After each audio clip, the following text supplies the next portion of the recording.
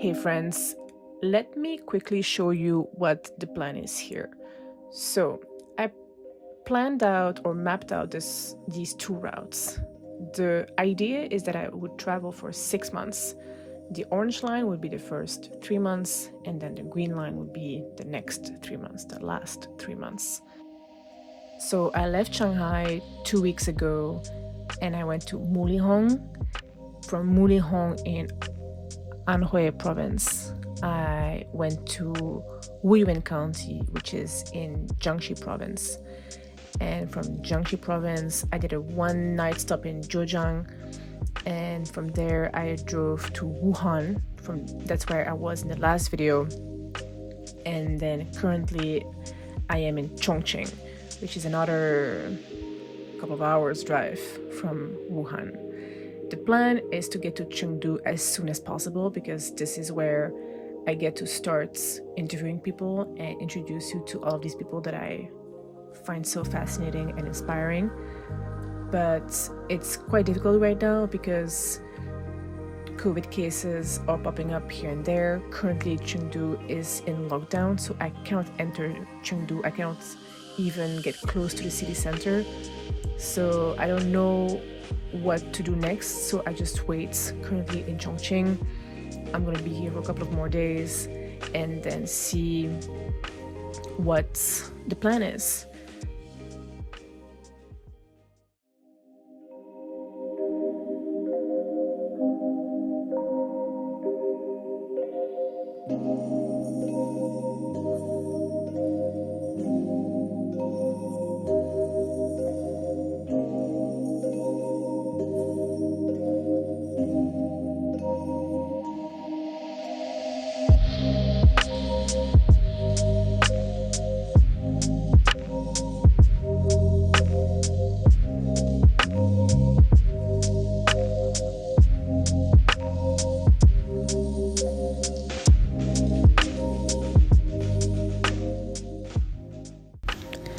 Behind the mountains that you see on the horizon lies Zhangjiajie National Park. Zhangjiajie is also known as the Avatar Mountains from that movie. When I arrived to the city of Zhangjiajie, I quickly realized that I couldn't stay there. It was too busy, too crowded, and just too much construction. I remembered that one of my friends stayed a couple of months ago in a nearby village called Yangjiajie, which is like an hour away from there. So KAILU and I just drove there and I found a guest house and it was perfect. Exactly what we needed after a long day's drive. I was planning on visiting the national park the next day, but I was just too tired. It was too hot, again, too crowded. And really what I wanted was just to take my dog, go for a hike, swim in the river, and relax. So that's what we did. I don't have much footage of these couple of days we spent here. It was very special because I made a new friend. I had an amazing evening, but that's something you will have to read about in my book. The next day we drove to Chongqing because time was ticking and we needed to get to Sichuan.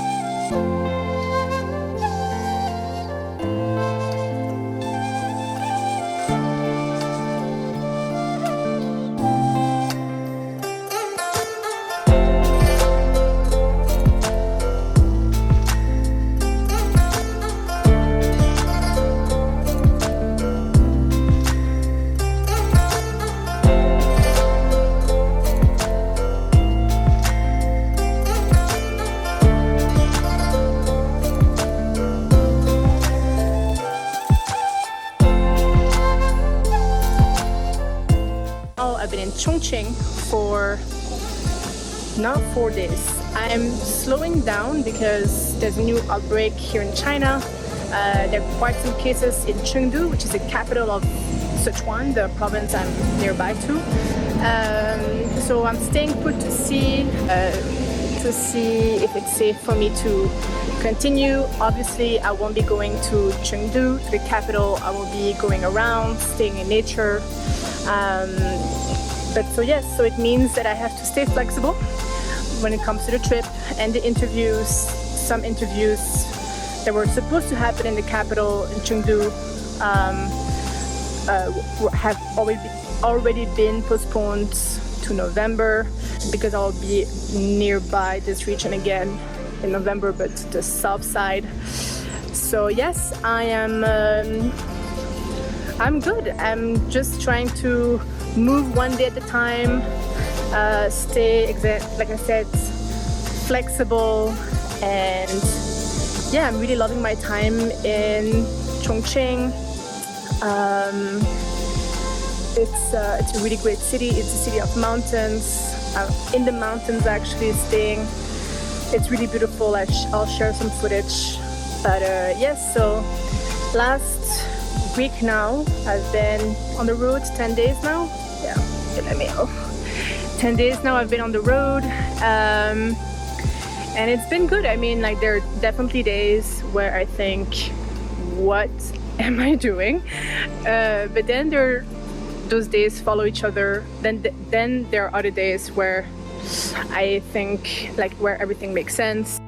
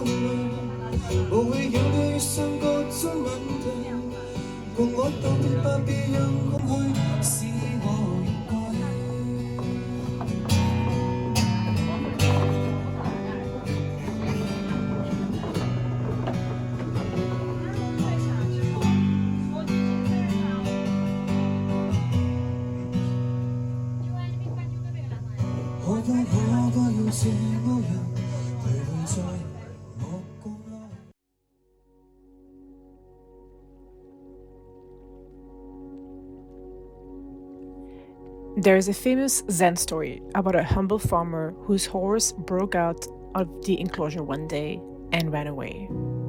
The villagers came to the farmer saying, "Oh, such bad luck, my friends." To which the farmer replied, "Good luck, bad luck, who knows?" A few days later, that same horse came back to the farm, bringing with him 3 wild mares. The neighbors screamed out, "Oh, how lucky you are!" To which the farmer replied, "Good luck, bad luck, who knows?" The next day, the farmer's son attempts to tame one of the wild mares, but falls off the horse and breaks his leg. The villagers again proclaimed how unlucky the situation was. "Good luck, bad luck, who knows?" said the farmer.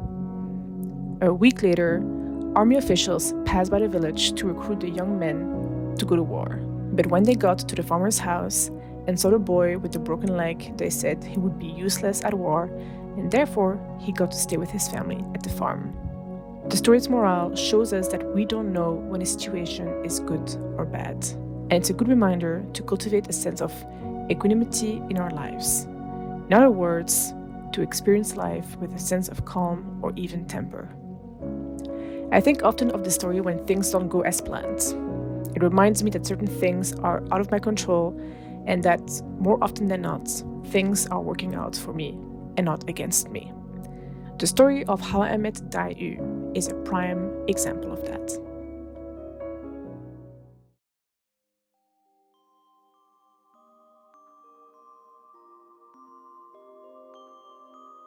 Soft sunlight pierces through the linen curtains of the room. In a few hours, the room will be too hot without AC. But right now, the light is gentle and wakes KAILU and I from our sleep. I pull up the pillow behind my back and I sit in bed to look at the trees outside of the window. KAILU is stretching his legs on the bed and comes closer to snug against my side for morning hugs.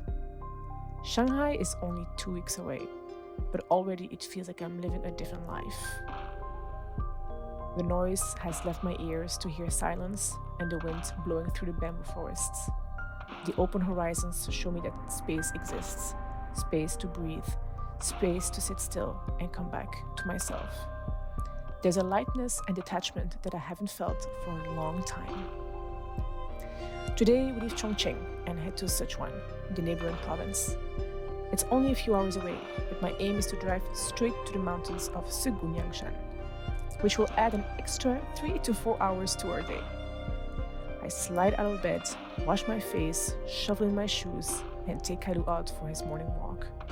We greet everyone on our way outside, except for the big husky that KAILU is clearly not accustomed to. After loading up the car and a last stroll in the bamboo-covered hills around the guest house, we're back in the car, back on the road, driving down the curved roads of the mountain and en route to Sichuan.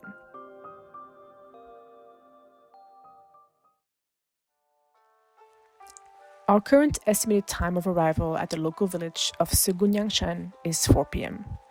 As we drive up the tunnel entrance at the foot of the mountain, we have to pass a sanitation and control check.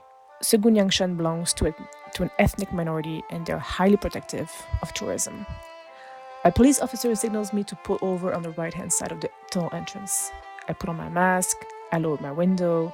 Surprised to see me behind the wheel, he asks where I'm going, my identification and COVID test proof. After quickly scanning my papers, he told me my COVID test was outdated and that I needed a new one to enter the natural reserve. Frustrated, I drive to the location that the kind police officer indicated on my maps. As we drive through town, I notice how beautiful and well kept the place was. I am very surprised. Maybe this pit stop won't be too bad after all.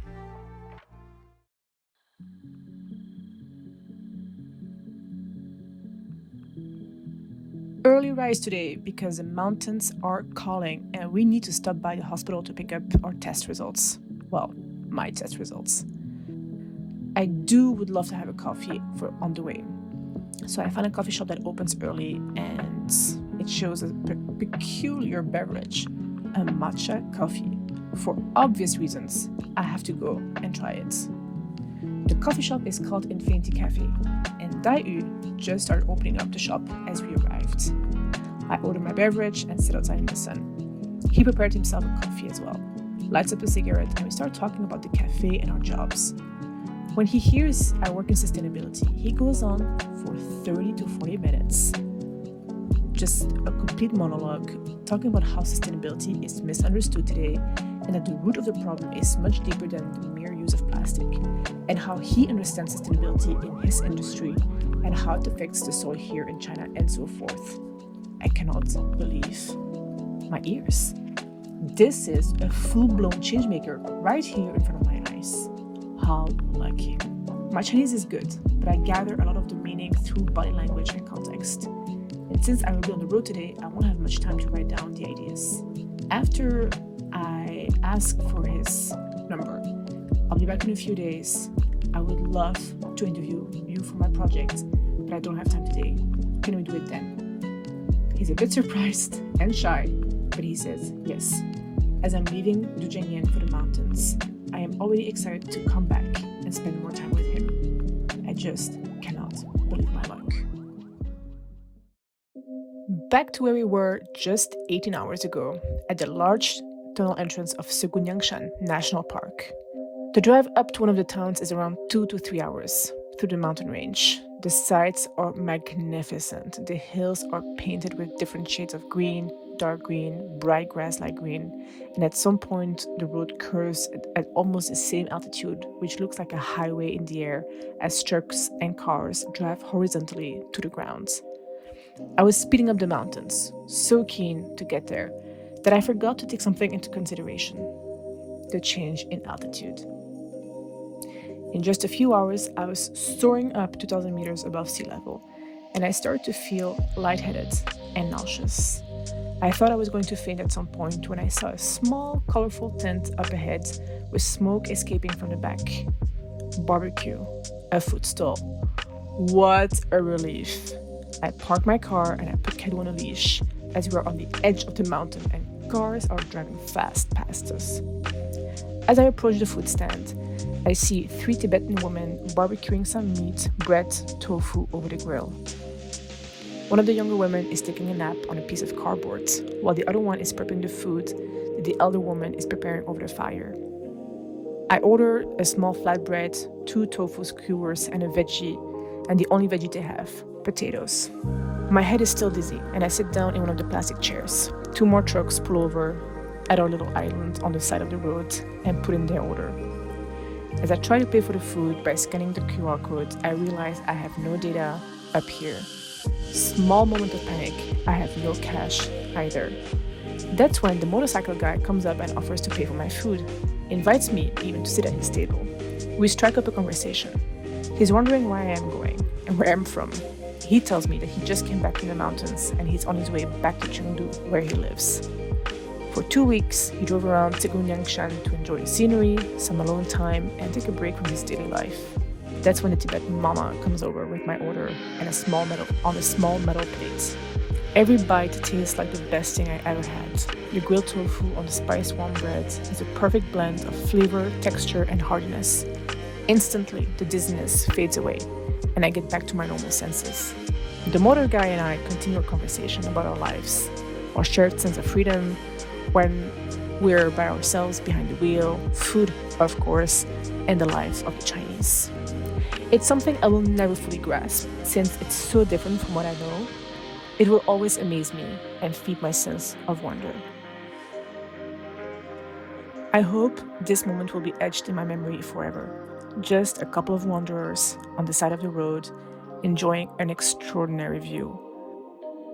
KAILU peeps out from under the chair, and I understand it's time for us to continue as well, all the way to the village at the top of the mountain.